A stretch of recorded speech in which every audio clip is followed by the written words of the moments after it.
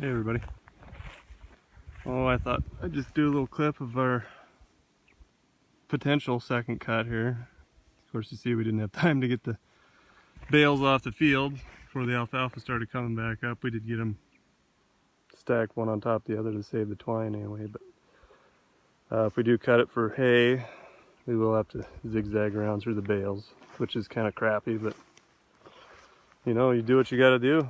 We were still making hay when this was, you know, we were still making hay up until about a week ago, so there was no way that we had time to peel off and come back here and get a truck going and get this hay hauled off. But the second cut looks good. You know, there's a lot of it that's, well, it's over my knee.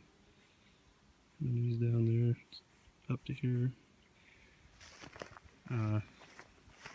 We were hoping that maybe it'd curl some seeds on, but, and there's some, you know, like this guy here, he's just started blooming here within the last week, so.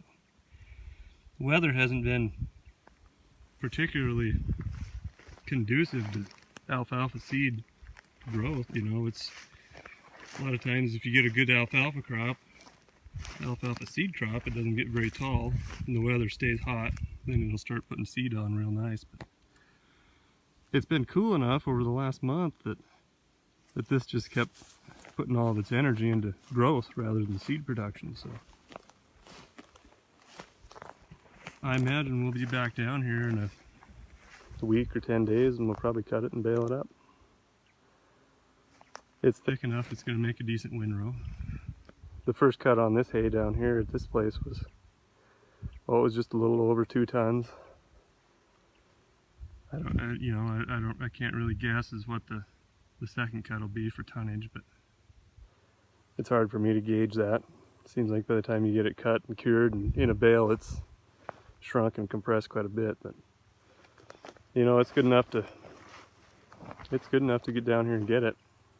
You can see it up on the sides of some of these bales we have standing up here that, you know, it's a good 2 foot tall, maybe a little bit more.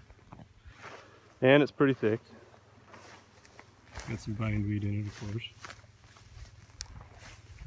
Yeah, like I say, I imagine we'll be down here getting it. This is we call this our birch place here. It's just, well, it's the furthest north we go on the creek. It's north of my place. It's a nice little isolated ranch. We bought it back in 2010, I think. And it's a pretty good little hay producer. Pretty small little place, but it brings, you know, it produces enough feed for quite a few miles down here. But